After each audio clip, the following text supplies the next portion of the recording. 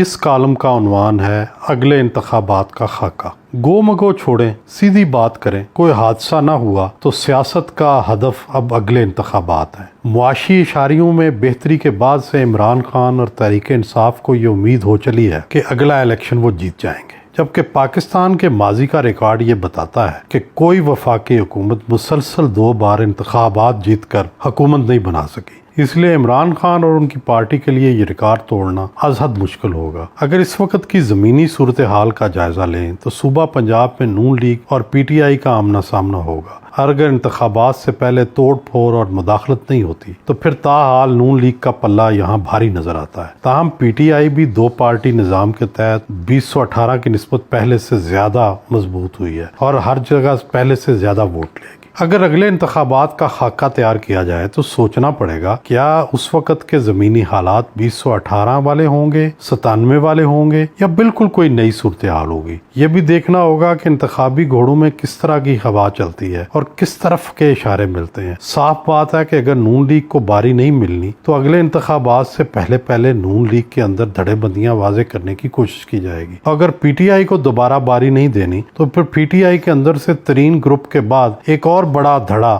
رونما ہوگا جو بالآخر اپنی صفیں الگ کر لے گا۔ گویا انتخابات سے پہلے ہی انتخابات کا خاکہ اس وقت تیار ہوگا جب پارٹیوں کے اندر توڑ پھوڑ شروع ہوگی۔ ہر الیکشن سے پہلے یہ توڑ پھوڑ ہوتی ہے، مگر اس بار اس میں زیادہ زور و شور کا امکان ہے۔ سیاسی جماعتوں کی فالٹ لائنز کا تو سب کو علم ہے۔ اگر ان فالٹ لائنز کو گہرا کر کے سیاسی دھڑوں میں تبدیل کرنا مشکل نہیں ہوتا۔ نون لیگ میں نواز اور شہباز کے نام سے مزاحمتی اور مسالتی سوچیں موجود ہیں۔ اگر ان سوچوں کو گہری نظر سے دیکھیں تو پارلیمانی پارٹی کا زیادہ جھکاؤ نون لیگ کی مسالتی سیاست کی طرف ہے، جبکہ نظریاتی کارکنوں اور جماعتی عہدیداروں کا جھکاؤ مزاحمتی سیاست کی طرف ہے۔ اگر تو فری فار آل سیاست ہوتی ہے تو مریم نواز عوامی مقبولیت کے سہارے آسانی سے گول پر گول کرے گی، لیکن اگر کنٹرول سیاست ہوئی تو پھر نون لیگ میں قرعہ فعال شہباز شریف کے نام نکلے گا۔ تحریک انصاف کی فالٹ لائنز بھی بڑی واضح ہیں۔ ترین گروپ کا جائزہ لیا جائے تو اس میں جنوبی پنجاب اور پچھلے بینچوں پر بیٹھنے والے زیادہ ہیں۔ کہا جا رہا ہے کہ تحریک انصاف کے اندر بھی بہت بے چینی ہے۔ اگرچہ اس بار ارکان اسمبلی کو پہلی بار ترقیاتی فنڈز ملے ہیں، لیکن اس کے باوجود ان کی محرومیوں کے شکوے پارلیمانی گیلریوں میں بکھرے نظر آتے ہیں۔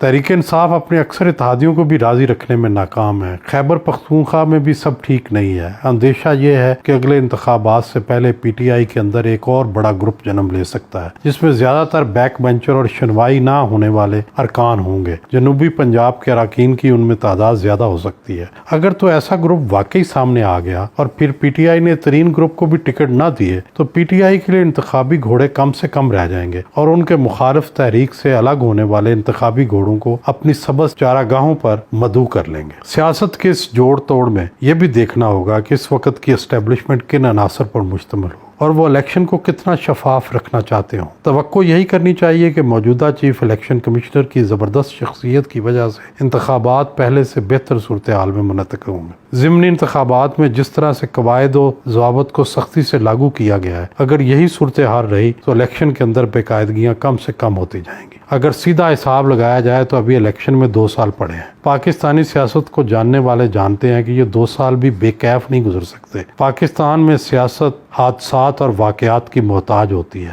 ہو سکتا ہے کل ہی کوئی ایسا حادثہ یا واقعہ رونما ہو جائے جس سے حکومت بیک فٹ پر چلی جائے، اپوزیشن جارحانہ رویہ اختیار کر لے، عوامی بے چینی بڑھ جائے، جلسے جلوس شروع ہو جائیں۔ ایسا ہم نے پہلے بھی دیکھا ہے، ایسا پھر بھی ہو سکتا ہے۔ پاکستان جیسے تیسری دنیا کے ممالک میں بیرونی عوامل بھی بہت اثر انداز ہوتے ہیں۔ افغانستان سے امریکی فوج کے انخلاء اور طالبان کی آئے روز فتوحات کے بعد ایک بار پھر بیرونی توجہ کا مرکز بنے گا۔ پاکستان اگر طالبان کی مدد نہیں بھی کرتا اور اس کے باوجود وہ فتوحات حاصل کرتے ہیں تو الزام پاکستان پر ہی لگے گا۔ دوسری بار اگر طالبان پر ڈرون حملے ہوتے ہیں، چاہے وہ افغانستان میں ہوں پاکستان میں ہوں، تو کئی طالبان کی انگلیاں ہماری طرف اٹھیں گی۔ پاکستانی طالبان تو پہلے ہی پاکستان کے خلاف دھماکوں میں ملوث ہیں، غرضے کہ پاکستان آنے والے چند برسوں میں انتہائی مشکل صورتحال ہوگا۔ ہم تسلیم کریں یا نہ کریں، دنیا کو ہم پر شک ہے کہ ہم امریکہ اور مغربی دنیا کے ساتھ ڈبل گیم کھیلتے ہیں۔ ہم ان سے امداد دیتے ہیں، بظاہر ان کے اتحادی بھی ہوتے ہیں، مگر اندر سے طالبان کی مدد بھی کرتے ہیں۔ موجودہ فوجی اور قومی قیادت اس بحران سے نکلنے کی سنجیدہ کوشش میں ہے۔ اگر تو پاکستان دنیا کی توقع توقعات کے مطابق چلا تو پاکستان کے معاملات میں مداخلت کا امکان کم ہے، لیکن اگر ہم پر ڈبل گیم کے الزامات لگے تو اگلے انتخابات میں دنیا بھر کی نظریں ہم پر ہوں گی، اور شاید یہ دباؤ بھی ہوگا کہ انتخابات میں کسی قسم کی غیر سیاسی مداخلت نہ ہو۔ یہ بھی امکان موجود ہے کہ امریکہ ماضی کی طرح پاکستان کی سیاست میں بھرپور دلچسپی کا اظہار کرے اور ماضی کی طرح انتخابات کے پروسیس کی بھی کڑی نگرانی کرے۔